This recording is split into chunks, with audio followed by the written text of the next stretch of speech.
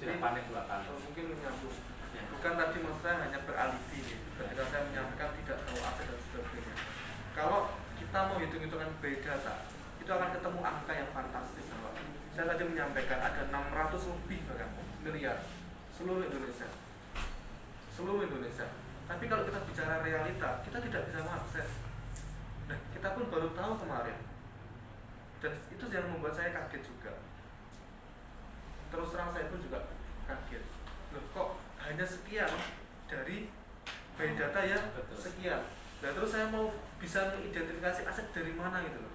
Maka dari itu yang bisa saya dan pengurus lakukan hari ini ya, kita berusaha menggali dan mencari, mengakses aset yang tersisa hari ini berapa sih.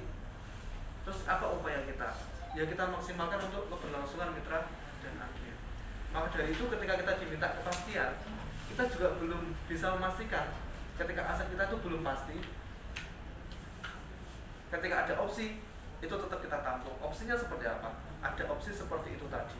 Kemarin ada Pak Aris, agen Trenggalek, yang ada opsi harusnya koperasi ini ada backup atau dapat fresh money, suntikan dana, kemudian dimaksimalkan untuk mitra. Mungkin nanti sistemnya agak berubah sedikit, yang mungkin dari 100 itu profitnya 130 mungkin berkurang menjadi berapa, dan sebagian di-expand untuk pengembangan usaha yang lain yang secara cash flow lebih besar pendapatan atau pemasukan daripada pengeluaran. Itu ide yang sangat bagus Pak. Tapi yang kita pertanyakan hari ini, saya paham betul, trust, kepercayaan sudah hancur. Bukan hanya kepada Klabi dan LMSI, tapi kepada personal Pak. Personal saya sebagai pengurus, personal panjenengan sebagai agen. Maka dari tadi saya juga menyampaikan, pengurus ini ibarat sudah jatuh tertimpa tangga Pak. Kita harus bertanggung jawab kepada siapa?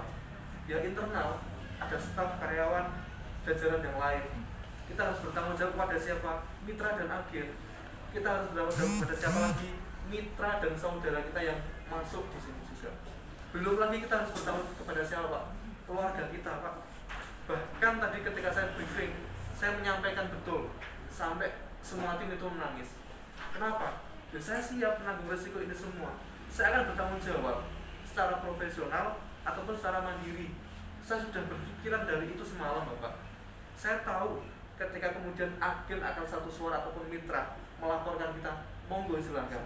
Saya pun akan siap konsekuensinya meskipun saya tidak merasakan. Kalau saya nggak punya hati nurani Pak, hari ini saya sudah kabur menyelamatkan diri saya sendiri. Saya tidak akan hadir di sini, saya tidak akan menginstruksikan semua tim untuk masuk hari ini. Sudah kita kabur aja, kita bersembunyi saja. Tapi tidak Pak, monggo, saya juga sudah siap. Ya, ibarat saya kemarin sudah masuk ke badan jurang, saya sempat mengajukan riset ternyata nggak jadi, ya ini konsekuensinya. Mau nggak mau saya harus menjalankan ini. Hari ini yang saya bisa hanya berupaya semaksimal mungkin, dan saya pun pasrah dengan hasilnya nanti seperti apa. Yang jelas tadi saya sudah ngomong apa adanya. Ketika ini nanti sudah terkumpul semua asetnya, mau dijalankan sistem sedia kala itu sangat berat. Ketika ini kemudian mau seleh pun dampaknya masih luar biasa. Maka itu kita pun dilema. Pak Baikuni selaku sekretaris nggak punya hak dan wewenang terlalu dalam. Pak Soleh yang ketika masuk pun sudah diarahkan, bahkan ini cerita Pak Soleh ketika masuk pertama kantor diarahkan untuk apa? Beliau pengawas loh Pak, mengatur rute driver. Bisa ditanyakan. Ketika saya masuk pertama sebagai apa? Tim kunjungan. Di sini ada saksi-saksinya. Nah, sistem ini ternyata sudah berjalan lama, dan mungkin rencana ini pun juga sudah direncanakan sejak lama. Nah, kalau saya ditanyakan, ini mungkin tersistematik, terinci ada jaringannya, ya saya juga tidak akan tahu. Karena saya ketika masuk sudah ada jaringan itu. Saya bekerja secara profesional, saya berupaya semaksimal mungkin, semaksimal mungkin. Ketika saya di kunjungan saya profesional, ada mitra agen yang kurang melek vegetasi, ya saya kreasi, ya saya tegasi. Bahkan saya Pak Arif sering laporan ke saya, Pak Ahmad saya bosan beli bunga sekian pickup, habis sekian, sampai curhat. Profitnya itu belum pernah merasakan, tapi semua diberikan untuk bunga. Ketika saya sudah di jajaran manajemen, saya berupaya lagi apa? Memutar biar income dari produk ini, hasil panen ini lebih berkembang. Dari apa? Produk turunan. Itu yang saya bisa sampaikan. Saya bilang apa adanya, tanpa ada yang saya kurangi atau saya lebih. Bagaimana Bapak? Ini loh Pak, kalau koperasi ini dipegang satu orang, kenapa katanya ini dilindungi oleh kementerian kan? Kok bisa dilindungi? Soalnya koperasi hanya dipegang satu orang. Itu gimana? Kan itu kan berarti dipegang satu orang ini keuangannya. Katanya sudah terdaftar di kementerian, jadi melindungi gitu. Kalau ini tuh gimana? Soalnya nanti kalau saya pulang, saya mau bicara apa? Ini tadi ada teman banyak mau penambahan saya itu dulu, saya cancel dulu soalnya ini ada apa alasan cuacanya buruk gitu aja. Jadi kalau nanti aku pulang lagi dapat gimana? Soalnya aku ini juga baru.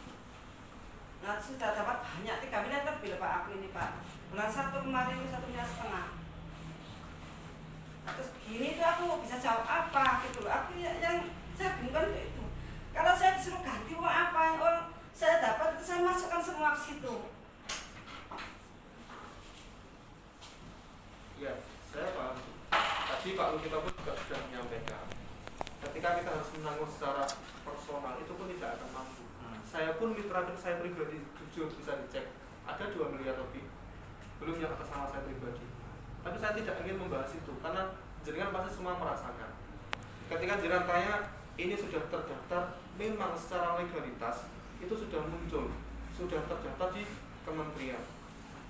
Desember tanggal 3 kalau nggak salah, Pak Anton pun juga laporan kepada kita. Terbang ke Jakarta ke Deputi Pengawasan di Kementerian Koperasi dan UKM RI. Ditunjukkan fotonya. Jumat yang lalu ketika Pak Anton menghilang itu saya juga dipasrahkan untuk menghadiri rapat meeting Zoom dengan SWI, Satgas Waspada Investasi dari OJK dan juga Kementerian. Yang saya yang kemudian tidak ada persiapan diminta untuk menghadiri. Saya jalankan Pak. Saya datang di situ, saya menyebarkan dari koperasi ini dan dari Deputi Pengawasan Pak Ari Gunawan namanya.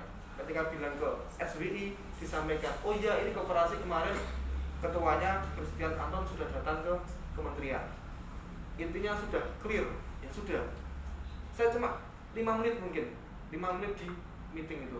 Karena sudah clear saya menjelaskan apa yang saya kerjakan, ya sudah, SWI juga menyatakan clear. Ada beberapa koperasi yang dinyatakan tidak clear oleh kementerian di Deputi Pengawasan, akhirnya diblokir. Itu terakhir saya kontak dengan Pak Anton di nomor yang lama di hari Jumat. Ketika hari itu ada meeting Zoom dengan SWI dan juga kementerian. Secara legalitas memang sudah terdaftar. Namun secara susunan organisasi, realnya yang berjalan, sistemnya yang dijalankan, seperti itu yang saya ceritakan. Dan ketika kita mau masuk terlalu dalam, dan kita hanya bisa menanyakan bagaimana perkembangan dan progresnya aman. Yang karena yang kita lihat sampai hari ini juga tidak ada kendala. Profit terbayarkan, tidak ada penundaan, tidak ada kendala, tidak ada delay, semua berjalan dengan lancar.